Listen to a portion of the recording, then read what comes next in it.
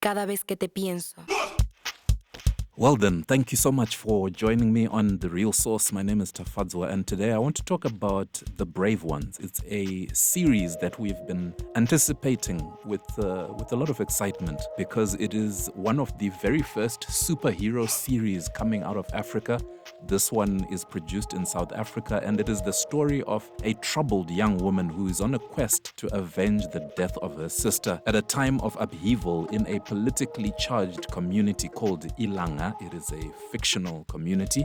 And she discovers that she has superpowers and has to contend with forces who want to use those powers for their own ends. So quite a thrilling premise there. And to quote Netflix, this show unfolds in the parallel worlds of modern day South Africa and the supernatural world of African gods and divine beings. Well, I've had the opportunity to watch the series in full, and I have to tell you that I really enjoyed it. But we're going to get in this review to talking about some of my thoughts, my impressions, some of the things that I thought were done really well, and of course some things that gave me pause. So let's look at what we're dealing with here. We're dealing with an origin story, and by the looks of it, it's an origin story that's going to expand. In this particular season, we meet one character. As I've mentioned, she's a young woman, a troubled young woman. By virtue of the title then, The Brave Ones, we know, and through the mythology that we hear narrated by a very wonderful voice, the voice of the legendary Yule Masiteng, we get to know that there will be many. There are many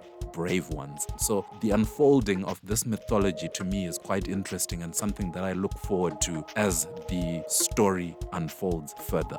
I want to dive also straight into talking about execution of genre. It is something that I've mentioned before in past reviews. The whole idea that as we start to see African content hit the global map, as it were, we're starting to see us go to another level. And this is a demonstration of that we are taking our productions as a continent to another level. Watching The Brave Ones, we are certainly headed in the right direction. I'm talking here specifically about the use of visual effects. This is an area that, when executed badly, can really get you cringing as an audience member, but I definitely didn't feel that way with this. I'm not saying the VFX execution was perfect, but it was commendable. It was convincing, and it definitely adds a layer of quality to the production. So to the crew, to the team that did the VFX on The Brave Ones, I really have to say kudos to you. I enjoyed seeing that so well executed. Then we come to an area that is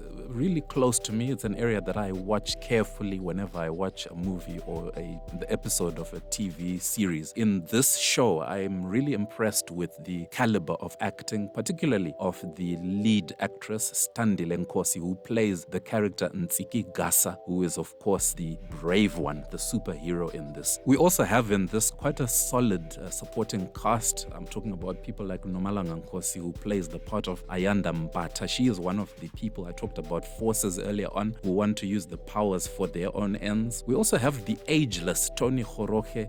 One of my favorite actors appears as well, Bonko Khoza, and a whole list of really good actors out of South Africa, some veterans and also some new that I've never seen on screen before. Now, I think it would be wrong of me to cover this review or cover this series without talking about the creator of the show. His name is Akin Omotoso, and to those who are not familiar with the South African film and television industry, Akin Omotoso is a legend. He has been around, he's been in the game for years, for decades. And if one thing comes to mind for me about Akin, it is that he is prolific. He just gets stuff out there. It might be big budget, small budget, whatever it is. He's always writing, he's always producing, he's always directing, and he even appears on screen a number of times. And I want to take this opportunity, the release of The Brave Ones, to really salute someone who has been a pillar, a figure in the South African industry, because it is people like this who are putting African content on the map. So to you, sir, congratulations